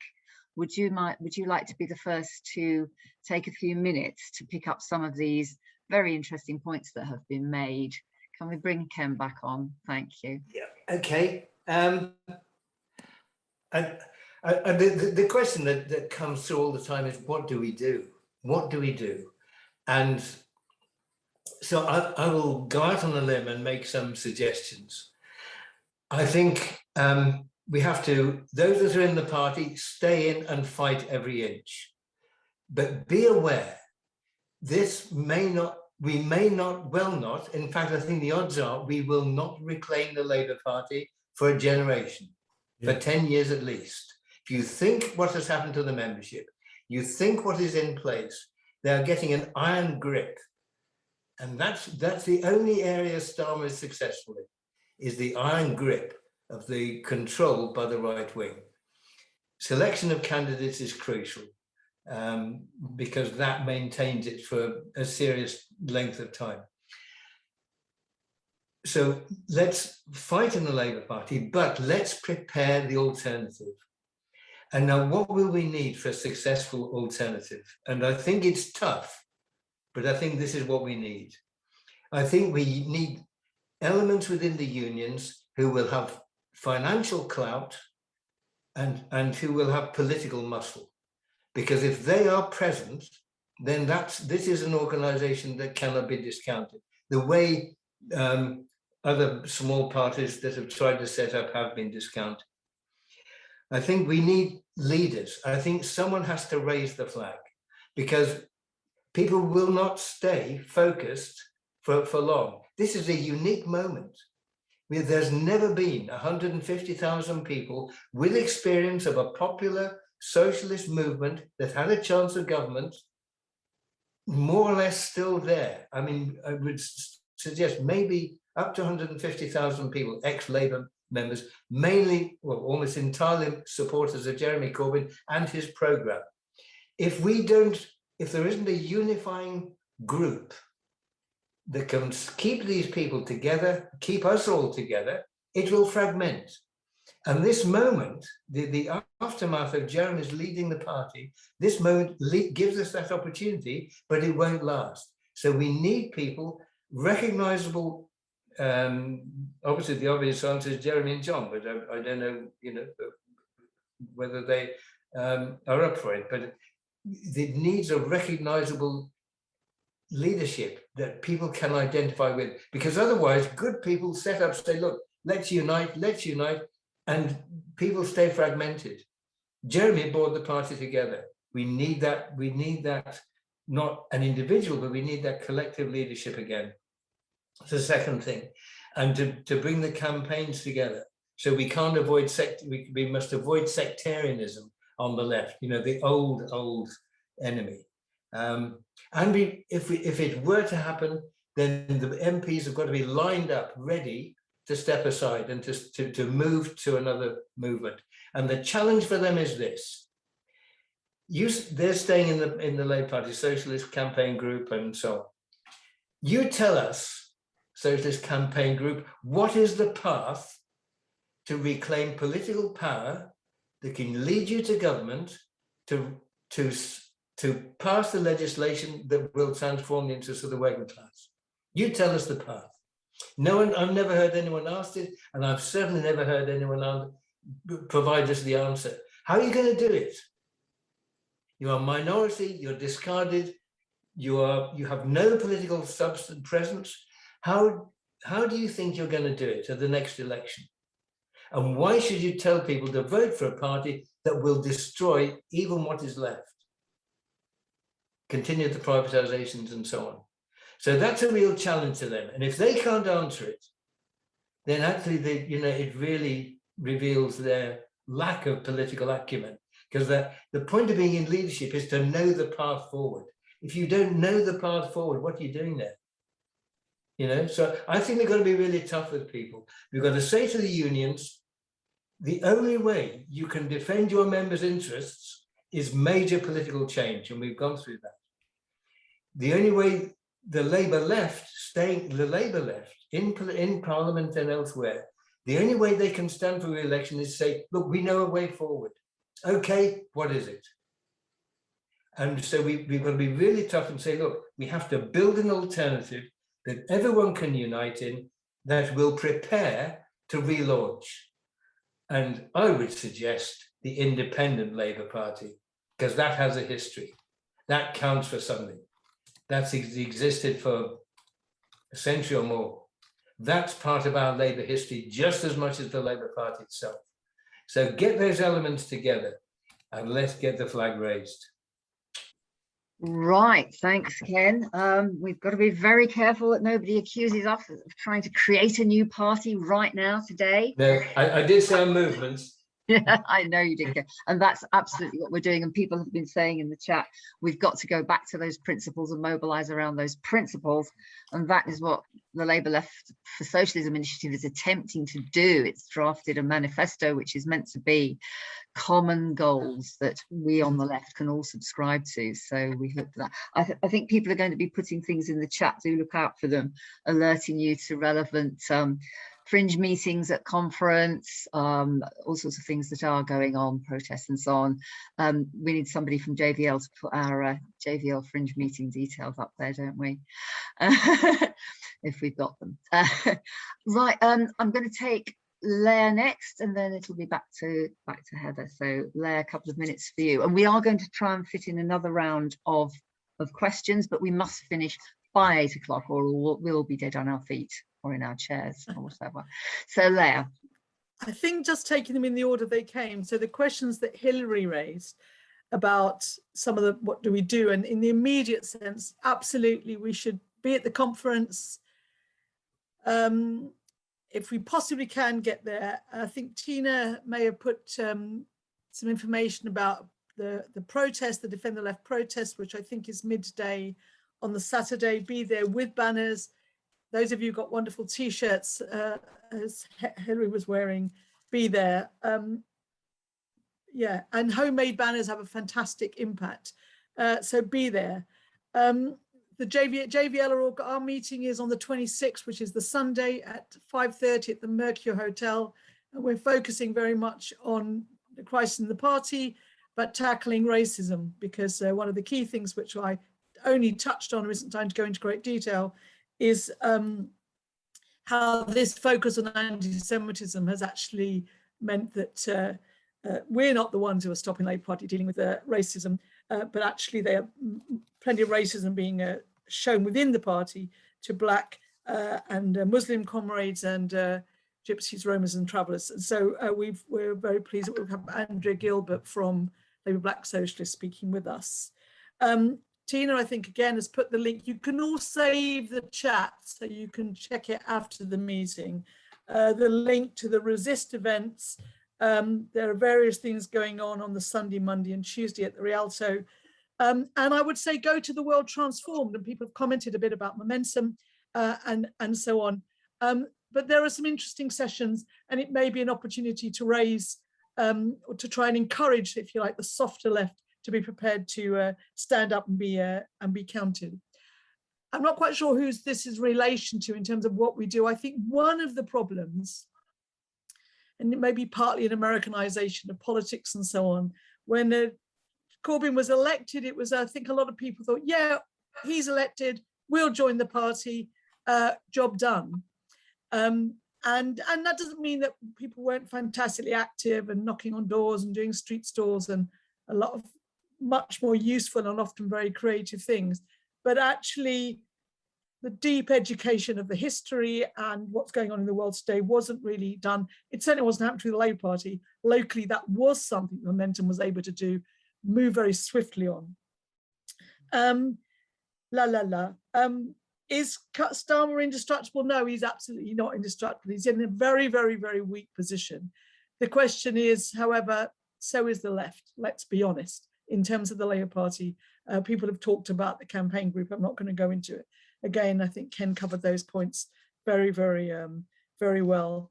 The big question, and I don't have the answers, is do we stay or do we go? I agree with what everyone has said. Stay if you can, fight as hard as you can. Certainly many people are saying, I'm not leaving, you're going to have to kick me out. You have to do the hard work for us. But I do worry, this is a personal view, it's not a JVL policy position, but I do genuinely worry at what point we may already be there. At what point, by staying in as an articulate and educated and active left, by staying in, do we actually give credence to the lie that the Labour Party can be a vehicle for social change? I leave that question. We look at the historical betrayals, and we did think this time, but my goodness, as I said before, as Ken elaborated on, they were terrified, the right wing of the party and the ruling class more generally. We are not going to get another Corbyn, even if we didn't have the climate emergency and we had the sort of time to wait another generation. It's not going to happen. But there are, as I said before, there is lots and lots and lots of things happening. There are strikes. There are Keep Our NHS Public. There is XR, climate change. There is a movement building. Whether we can capitalize, for want of a much better word, on that movement to create a unified movement around socialist ideals rather than lots and lots of single issue campaigns, I don't know. Ken has outlined one way that may do it. How we do that is absolutely a conversation for those in gathering of the left, hard as that is. Thank you. Leah, thanks very much. We're going to go back to Heather, who's been sitting very quietly taking all this in. Take a few minutes, Heather, to pick up some points that you think are important, and then we'll take a couple more questioners and then we'll wrap up. So I'm going to start with the easy question first, which no one's answered, but as someone who spent nearly 3 years as CLP secretary, I think I can answer authoritatively more than the others, which is Jenny's question about what do you do when you lose access to membership data. And I think we do have to think about this in a kind of general sense of how to be a bit flexible when we're cut out of things. So I would say don't use these other lists. Don't do anything that makes you vulnerable. Start to build up your own independent data. And I think there's a general rule that we should be starting to do this. It's certainly something we've been doing in Hackney South. We started to build up our own independent left data to get separate permission from people to share it collectively so that we don't lose touch with people as people do leave the party. And so we can think about maybe building something across people who are inside and outside that can be a kind of force for, we can do progressive work together. So I think that's really important. I'll say a tiny thing about the soft left. I'll be a bit optimistic. I don't really think they're a soft left. I knew people who are soft left, and they are way worse than Novara, TWT, and Momentum, who are all good comrades, even if we think differently on this issue sometimes. I was kind of heartened because when I was looking at the things which were said on Novara and Momentum a few years ago, today, I tweeted, well, here's the things which were said. This is a mainstream position to say anti-Semitism has been weaponized. Pretty much everyone on the left has said it. And I put another tweet, which I don't think these people would stand up for us today. And I was wrong. Actually, straight away, Michael Walker and Erin Bastani came in and said, no, we think your investigation is ridiculous and absurd. And so I think there's interesting things we should never kind of close off. Like, I think there are people in the Labour Party who I know I would never have anything in common with, but the broad left who have often taken a different position than me and than most of us would on anti-Semitism and how it's been used and abused within the party are still kind of comrades on all the policy issues and still open to discussions and are still moving on this issue. And I think that the kind of ludicrousness of some of the extent to which it's been taken now is kind of forcing people to take positions when maybe they didn't before. So I'm going to be optimistic. So I do think that the people who are saying it's worse than the past are right. It totally is worse than the past. As a result of this, I'm really not telling people what to do. Like, leave if you want to leave and you feel that's good for your mental health and good for your activism. You can always rejoin. Stay if that's where you want to fight. I do think staying takes an enormous amount of energy. For me personally, moving away from activism inside Labour has been really healthy. So Hackney Palestine Solidarity Campaign, people probably know what it is. Naomi also introduced that I'm Secretary of Morning Lane People Space. That is just a really small local housing campaign, but really great. It's really nice to be in space where everybody's fighting for the same thing. If you disagree, it's a good faith disagreement. It's remarkable that I'd forgotten that was possible because of all the time in Labour. It's just refreshing to do that. I think that's good politically to have spaces where you can be with people who you all want the same thing genuinely, and where you can be working outside the Labour Party, across different parties, with people who aren't in any party, to build a kind of different way of seeing one aspect of the world, and to build relationships in your community and to build across different campaigns. I think that's, that for me has been really great. And so maybe that's something that people need to think about doing if you are finding being in the Labour Party really distressing, as most of us are. I'm a bit less optimistic about the 150k people who've left. My experience locally is that the people who've left are people that we never saw. Anyone who's been a CRP secretary knows that you only see about 10% of your members during a year. Of those, only half of them are actually really active. The other 5% you see very occasionally. They might come to a barbecue, they might come to the AGM, you might be able to get them onto something. So most of the people who left are not people who got really engaged in the Labour Party. We don't really know much about them. A lot of them, judging from the phone banking I did for the Rebecca Long-Bailey campaign, were people who supported Corbyn and then voted for Starmer because of the experience of the 2019 election, because of just not being very impressed with Rebecca's campaign. So there's a complicated group. I don't think they're suddenly going to become part of a party if we set it up. And so I'm sort of pessimistic about that, but I do feel like things can change very fast sometimes in politics, and that things can come up, and we have to be able to be very flexible to what happens, in a sense, and not try to top down do something, because I don't think that's really worked historically in this country without PR. I think that's really hard to do, to build up new parties. But I think there's a lot going on politically. Young people are more political than I've ever seen. When you do campaigning on the streets, people are very, very engaged with issues. Like I said, a housing campaign, when we do stalls for Palestine Solidarity Campaign, people are very engaged with the issues, want to talk about it. And there's something kind of interesting and potentially hopeful in that. Thank you very much indeed. Well, we're going to have time for about 3 or 4 more people. We've got a whole lot lined up, so I'm just going to take them as their names appeared, and then we'll have a very quick word back from each of our panelists before we close. Roland Rance, are you ready to go? I want to go back to something that Andrew Feinstein said right at the beginning of the meeting, which is that there really is anti-Semitism from the right across Europe today. And what we're seeing is people who don't give a damn about Jews and don't give a damn about Palestinians, who are cynically misusing this for factional purposes in a dispute within the Labour Party. And if you're really concerned about the rights of Jews in the Labour Party, you absolutely have to oppose this witch hunt, because this is cynically misusing us and ascribing to us concerns that many of us don't have. Is suggesting, as Naomi said earlier, that all Jews are a united bloc and all have the same views. But it's people who really, people who would have turned back the Jews on the boats fleeing the Nazis, people who would have refused Jewish refugees from Tsarist pogroms at the beginning of the century, who don't care at all about us, who are cynically misusing what is not even what we think, is cynically misusing our suffering and our names for their own factional purposes. So, in fact, in order to oppose racism, in order to oppose anti-Semitism, you also have to oppose this witch hunt.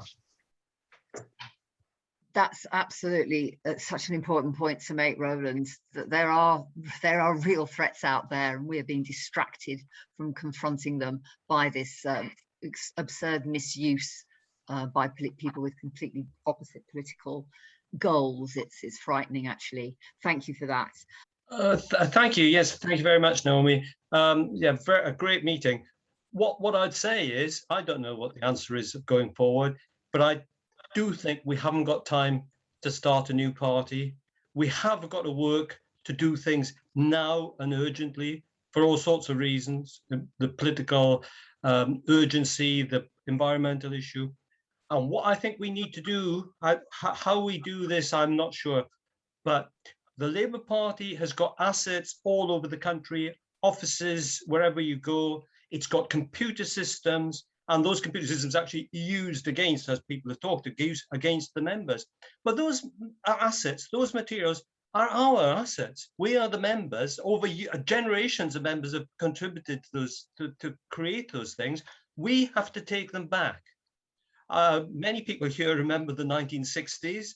But it's not an ancient idea. We have to occupy places. We have to occupy offices. We have to take a leaf out of XR's book, but we have to be even smarter than Extinction Rebellion. We have to act cleverer, and we have to take over those assets, and we have to use them to reclaim the Labour Party. We haven't got time to start a new party, but we may have time to reclaim an old party and reinvigorate it and use our brains and our energy and the energy of young people who will come back into the party.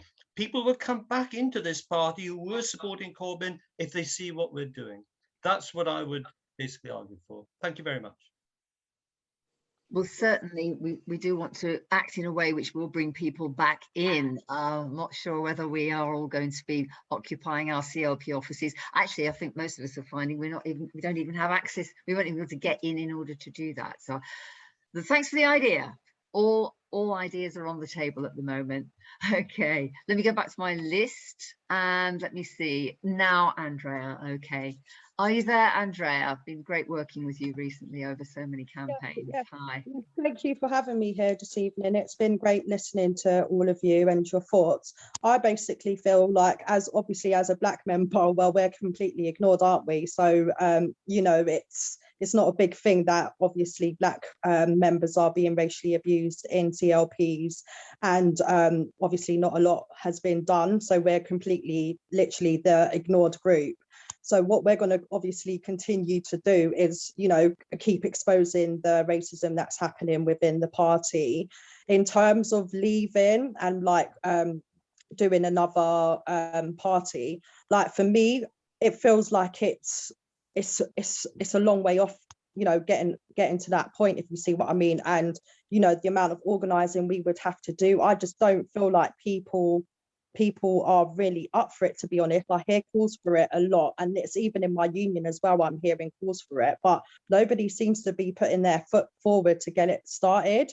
So as I know it, like, it's always been a two-party situation in the UK with Conservatives and Labour, and obviously we've seen other parties that have formed, and you know, it's just ended up handing the Tories the victory, hasn't it? So that's pretty much my views on it. I'm obviously going to continue fighting racism within the party, and obviously making sure that it gets exposed. And obviously we're currently fighting for the Ford report to be released. Like, we need to know what the findings were. And obviously my suspicions with the Ford report is it's probably bad, because they're trying to kick it in the long grass, and people keep bringing it up, and it's not going to go away.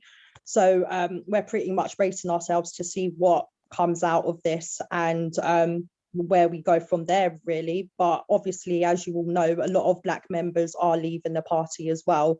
So you know, the longer that this continues, the more Black members continue to leave, to be honest, which isn't good for, obviously, Black communities, because who's going to be speaking up for us if there's barely any of us left here?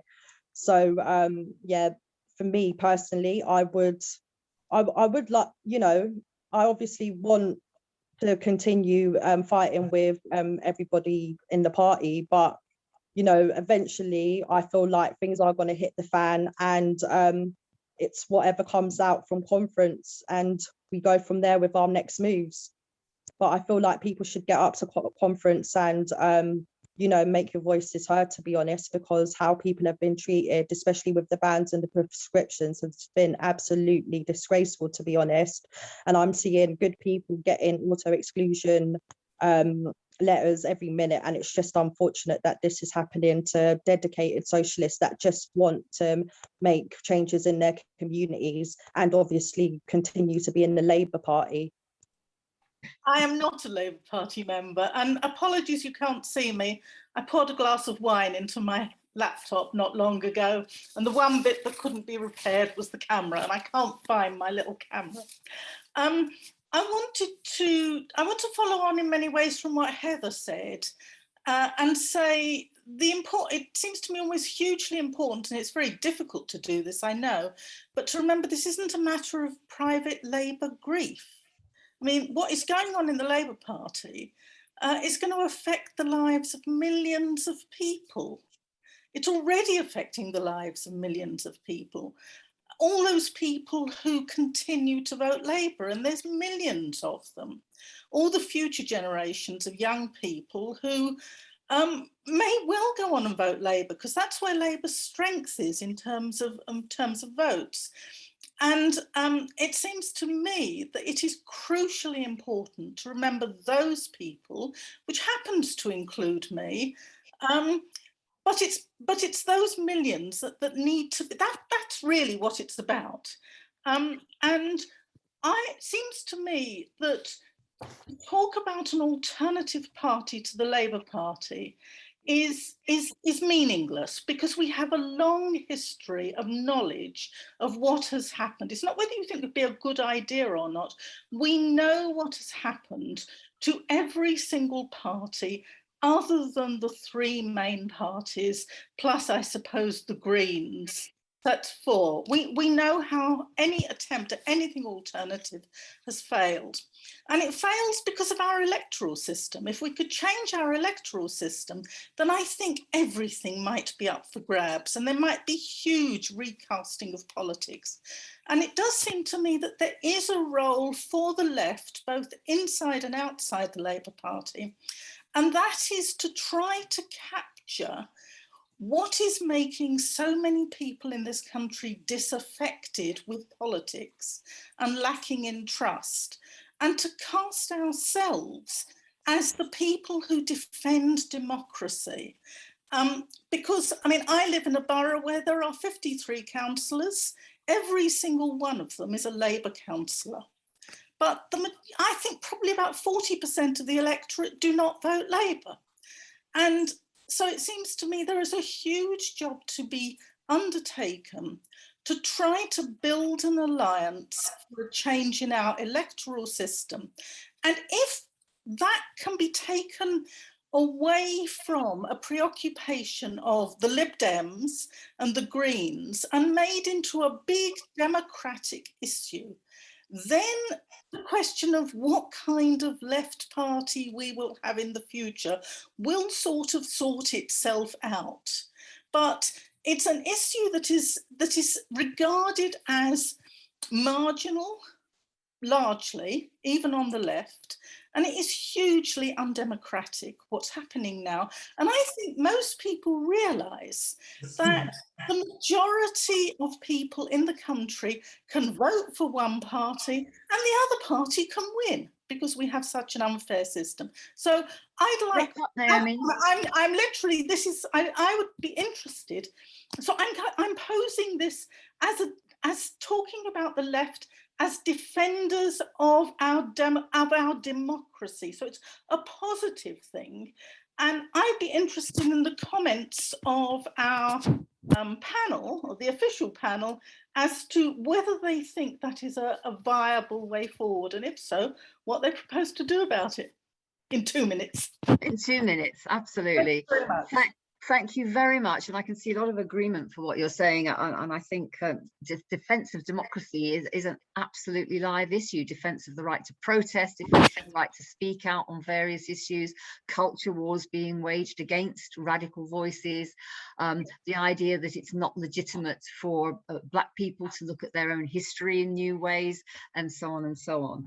And PR is becoming an issue. The question of the representativeness of our elected representatives is a live issue. So thank you very much for that, the other Naomi. Right, we've only got a few minutes left. I propose to give Heather, then Leah, and then Ken a last few words, and then we should be able to wrap up. We're suggesting that people who want to know about what's going on at conference, fringe meetings and so on, keep an eye on Defend the Left's Facebook page and website. Also Jewish Voice for Labour's Facebook page and website will give you some information about what's going on. So Heather, would you like to say what you can in 1 minute? Yes, I've got a minute, haven't I? So I absolutely agree with Naomi. I've been a supporter of PR for a long time. I think the key thing about PR, you remember like the excitement of the 2015 leadership election, every single vote counted. We've definitely got to get to a point where people feel like their votes count. I don't think it's enough, but I think it's a starting point for doing something. I don't think you can really create the mass movement that we want to create without it. I also agree with the other speakers, so I won't say much about that. I obviously worry about the way in which other forms of discrimination, other racisms, but also other forms of discrimination just completely ignored by the Labour Party and permitted. Everything's just about this kind of this contrivance of anti-Semitism. And I agree that the real problem is that there is a rise in anti-Semitism because there's a rise of the far right. And we don't really talk about that. And I think the people who are talking about it, so I'm just going to give a plug to YouTubers. There's an amazing left YouTube now. People should definitely check out.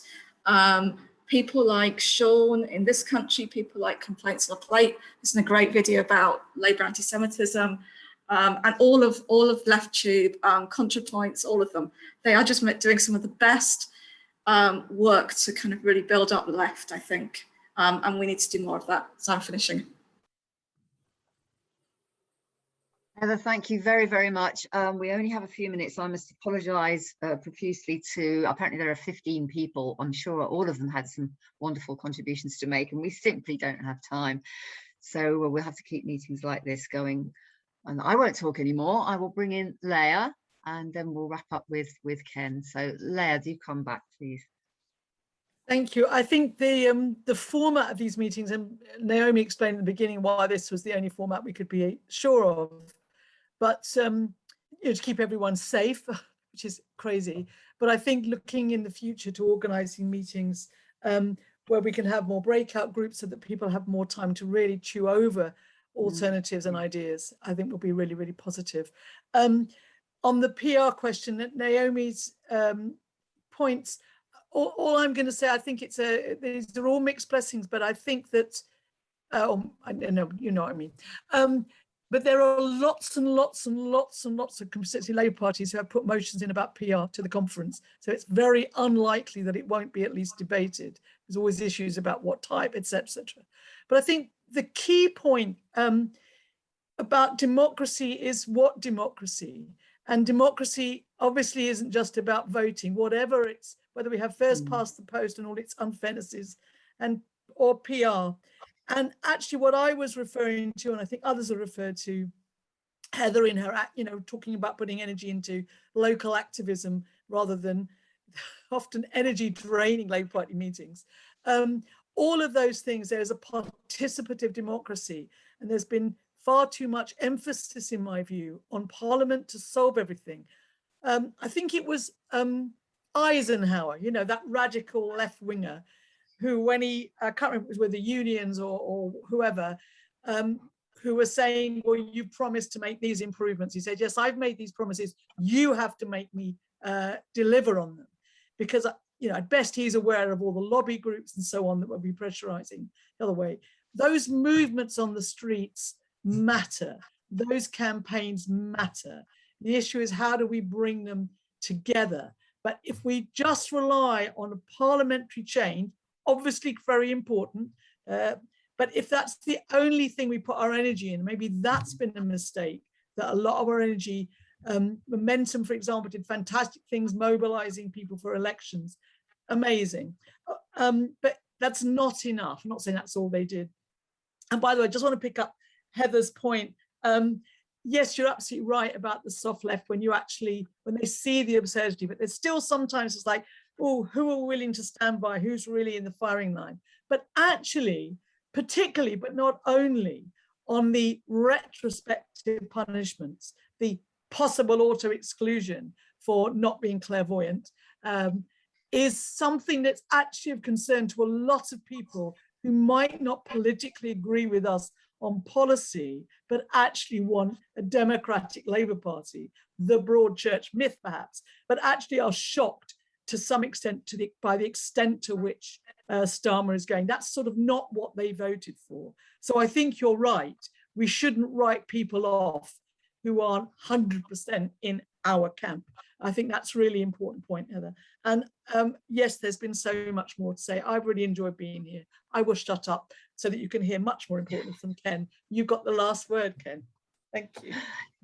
Yes, indeed you do, Ken. You did, but that was excellent contributions from Leah, from Heather, and so many other people from the floor of the meeting as well. I'm really enjoying sharing this. Ken, are you there to give us, send us off into the night feeling happy and positive? Yes. Well, I think I have to say, I still think this is a unique moment, really. It's unlike anything we've experienced before, because we do have the memory and the people who are still driven by the possibility that Jeremy and John put before us. And we have to keep that together. And what we're seeing, and it has to be said, we are seeing the fragmentation begin. And that would be catastrophic. Now, to be clear, I wasn't suggesting an immediate new party. That would be suicidal. And we know what's happened to that in the past. But we have to keep this sense of what is possible and what is needed alive across politics, across young people, across the unions. And the unions are critical because they are the biggest section of organized workers. And even though many of them are led by people like the Labour PLP, self-interested and careerists and opportunists, and their main concern is keeping the left in its place. But nevertheless, the strength and the organized history of the unions is very important and would be central to any left movement. But it needs a left movement across all these different areas, the campaigns, the young people, because of the imminent disaster that's waiting for us. So we can't forget that. This is the wolf at the door. I mean, this is the catastrophe waiting. And if we don't deal with this now, you know, what's going to happen to, well, my grandchildren, never mind great-grandchildren, you know, within 30, 40 years' time, there's major problems, we know, even less. So the reawakening of the serious left under Jeremy and John, the imminent disaster, the real sense across many sections of the community that we are in danger and things will not get better under the present system. And there is a political vacuum for that.